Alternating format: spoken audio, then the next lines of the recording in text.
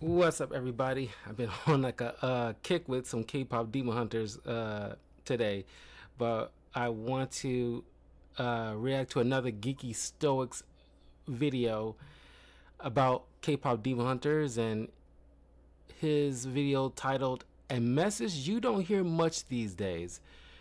So it's a short video, but something I really want to check out. But before I do, please like the video, leave a comment below. Let me know what you guys think. What's your favorite moment and character and song from K-pop Demon Hunters? Leave a comment below. Follow Geeky Stoics as well as follow my channels, my Twitch and YouTube channel, as I stream games, react to videos, and review content. But without further ado, let's check out Geeky Stoics. Ask and you shall receive. I watched K-pop Demon Hunters because you all told me to and said that it was the virtue tale of the century, a Christian story in its bones, and a rejection of everything the popular culture promotes as good, and that I think are the heart of its philosophy and reasons you should watch it. Number one, whatever is labeled a demon is not automatically a misunderstood creature demanding of empathy. I was shocked sitting through this movie about three musical demon hunters who slay demonic forces to keep the world safe from their ravenous hunger for souls, and to see as the movie unfolds the demons are not portrayed at some point as victims of hunters or misunderstood by humanity. No, they are after you. As Screwtape says to Wormwood in C.S. Lewis's Screwtape letters, God wants to be people's nourishment. We want people to be ours. You are on the menu. You are food. Dark forces exist, objectively dark forces that are faceless in nature and lacking any goodness, that need dutiful heroes to destroy them, to strengthen the Han Moon, which in K-pop Demon Hunters is the barrier between the human and the demon worlds. The arch-evil entity, Guima, needs help getting rid of the demon hunters, so one of his demons, Jinu, rises from the throng of ghouls and suggests a new tactic to feed on humanity, which is to meet them where they're at. Appeal to their emotions and their sympathies. Jinu forms a boy band, the Shaja Boys, to corrupt fans of Huntrix. Spiritual forces are at war for your attention. Now, Jinu was once a human being. He is basically in hell now, enslaved to Guima for hundreds of years for a selfish life lived on Earth. Jinu sold his soul to the devil for material comforts. He is now manipulating Rumi, who he discovers to be. Yeah, honestly, like that is such a refreshing take because just on the basis on Disney live action remakes, just on that by itself is way more examples, but those are like the top that has been exploiting that annoying trope where villains just can't be villains anymore. They gotta be misunderstood or somebody else's fault uh uh to turn them good. No, sometimes bad guys are just bad. It's like no one wants to sympathize with Scar from the Lion King. You know, he's a jealous brother that is an ineffective leader that tried to murder his nephew. I don't, most people have not really cared all that much about what led him down this path. That is like a very I want to say even recent. It's been like going on for at least a handful of years now. I blame more so the whole super therapized society we live in right now, where everybody's misunderstood. Somebody like mistreated somebody, and that's what led them down this path. Even though if it could be true, stories tend to try to excuse that behavior too much. Especially if the villain's a female, they definitely gonna try in movies nowadays to excuse a lot of behavior. Is at least in Western media, it's very rare nowadays that you actually see a female villain or a villain in general just not just be a basic villain, but not being held accountable for their actions. K-pop Demon Hunters. That's why I love this so much, because it's like, oh my god, it's so refreshing. they don't fall prey to none of the stupid Western tropes, because mostly this is an Eastern type of film. It's Korean. Um, most of it's Korean creators, but you can see that in video games, in independent comics, literature, like all of like Eastern and few other international creators who still understand the concept of a hero's journey and the formula, and putting story before any type of message. And that's what, like, I made a TikTok video about it. Like I said here on the channel, I hope with all my heart that, because you know this is gonna get a sequel. K-pop Demon Hunter is definitely gonna get a sequel. That's not even in question.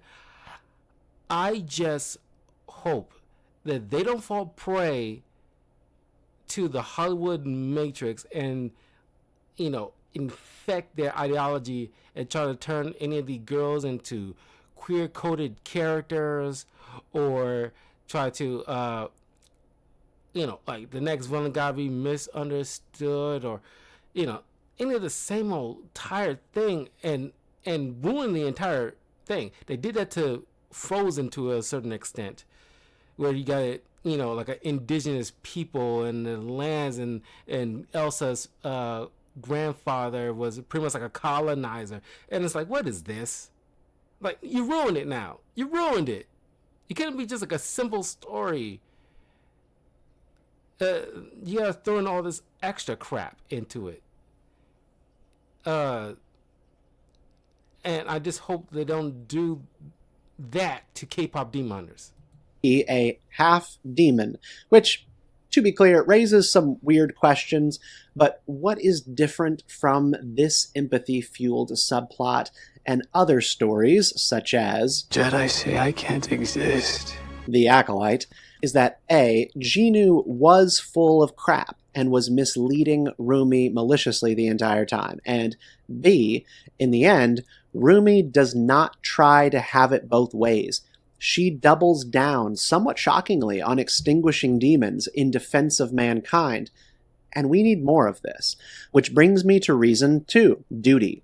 Not reveling in the ugliness, but doing your duty with seriousness. The girls are in a rivalry with the Saja boys for souls, and they hate these guys when they're not lusting after them, which is, I think, a point worth making about how demons might actually work in the real world. Mira and Zoe are all in on the fight against demons, and their vibe is to hate them.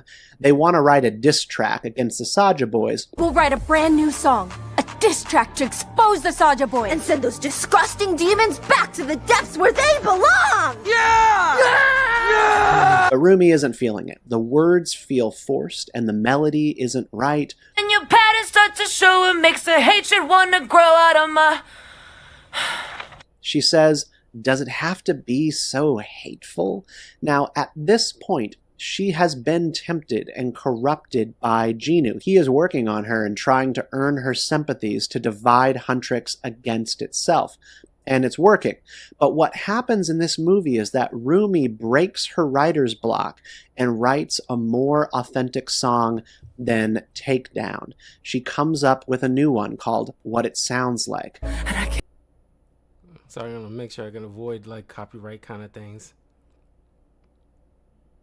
Purifying darkness with light, lifting up our blemishes and dark parts to the good, and redeeming what is broken. Romans 12:21. Do not be overcome by evil, but overcome evil with good. This is something that edgelords don't like to hear. Matthew 5:14-16. You are the light of the world. A town built on a hill cannot be hidden. Neither do people light a lamp and put it under a bowl. Instead, they put it on its stand, and it gives light to everyone in the house. In the same way, let your light shine before others, that they may see your good deeds and glorify your Father in heaven. Look, a diss track doesn't do that. Our heroes get a more well-rounded idea of why they must kill demons, and they do it in the serious manner that it deserves, not a jubilant or casual way. They're not morbid about it. And they do this while understanding in the end that Rumi is part demon. It doesn't really change anything about the inherent goodness of the mission.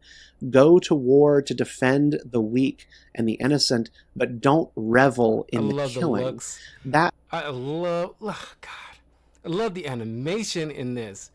Golly, I love the animation in this. Just the look, it just stands out.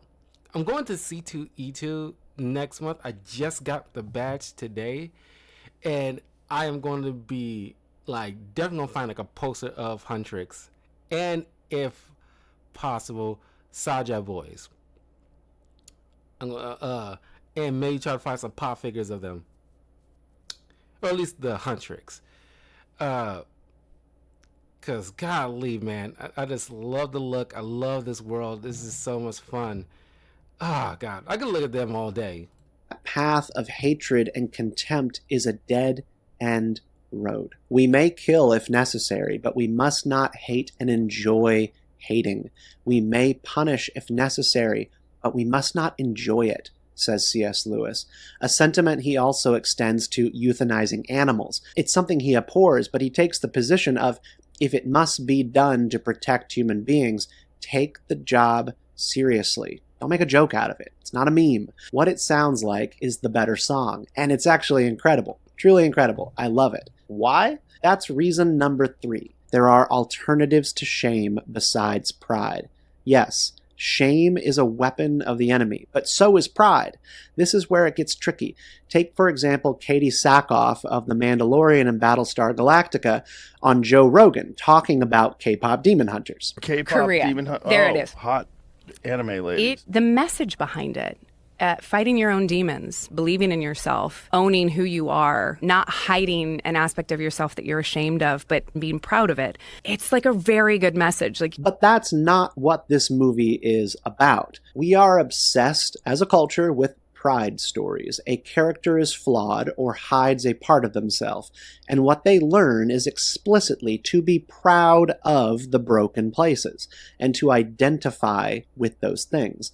The patterns, as K-pop Demon Hunters analogizes for the hidden shames. It's the tattoos on Rumi's body that signal that she is a demon. And I want to be crystal clear. I'm not talking about homosexuality or LGBTQ anything. This has to do with everybody. Your inclinations that are unique to you and disordered, they are part of you in many cases. You might have zero magnetic pull as a person toward sexual immorality of any kind, but you might be dangerously vulnerable to alcohol or to envy and jealousy. You could have zero jealousy issues and have explosive anger problems baked into your being. I can still fix it! But we don't say about those things, well, that's just who I am. We lift those things up. It's only with certain sexual behaviors and desire that we say as a culture, you are your feelings and you should identify with them. But I digress. You know what word is never said in K-pop Demon Hunters when describing inner pain? Proud. It doesn't come up. Pride is only said 4 times, and it is used by the demons, who advertise their band by saying, join the pride. These choices are significant, and they say something about the values behind... Which speaks to the level of intelligent writing. The layers, the effort, the time put into this. That's where you can just easily analyze this film in like a myriad of ways, in a fun way. Okay, you can just break it down in such a way in terms of just the individual characters alone, but then also certain dialogue that they have. Like he mentioned about pride, only used 4 times, and it's by the villains. So you know that because pride is a sin. You can be proud of something, but taking it to its further extreme, it becomes a sin. Like, you can be proud of your son getting his doctorate.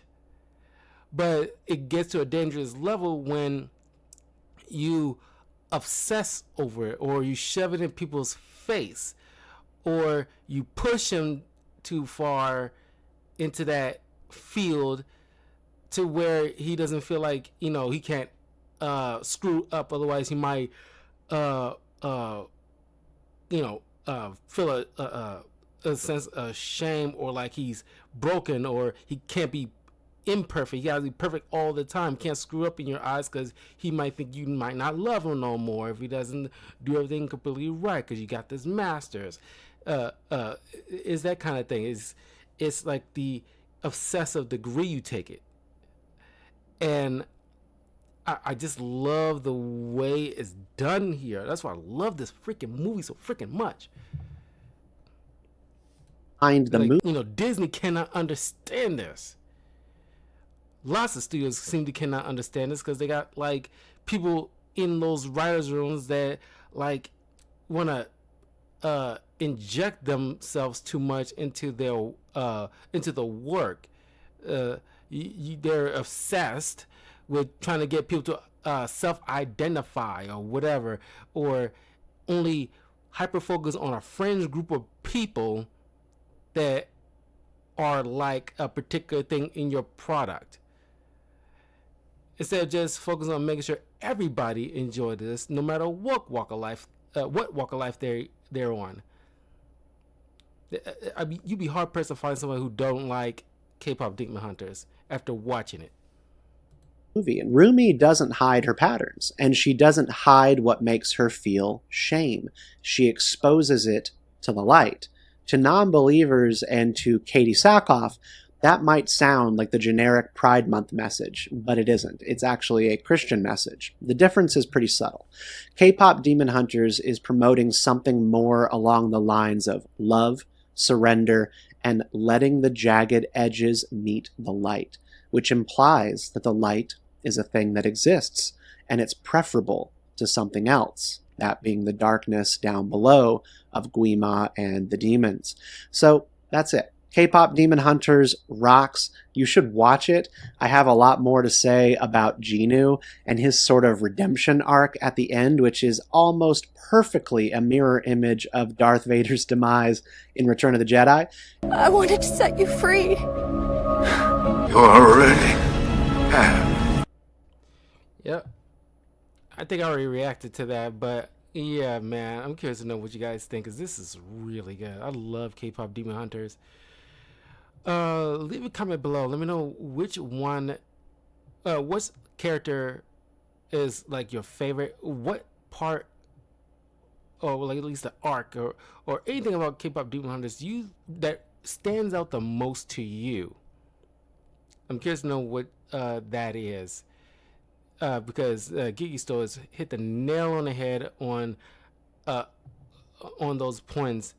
About like the pride thing, and not try to sympathize with not sympathize, but just like trying to make the villain super sympathetic or misunderstood in any kind of way. It's not, because that in of itself has become a trope nowadays, and K-pop Demon Hunters and the writers behind them separate themselves from the pack that way. That's why they're getting so much of the accolades.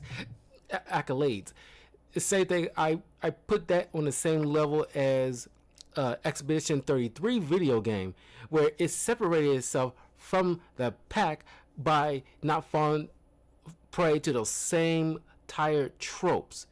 And I'm sorry to say, it's those activism type of crap that's been injected into a lot of our media, where you can just tell like a simple story, a universal one that everybody can understand, and not just like a hyper specific core group. It isn't just a girl band just meant for girls. It falls in line with something like Sailor Moon. Guys can get into it too. The core demographic would be girls, but it has so much involved that guys can get into it too. And you know, it don't have to be like, you know, some queer coded, you know, stereotype kind of stuff. Anyway, I will see you guys in a little bit with another reaction video, but let me know what you guys think, and I'll see y'all soon. Peace.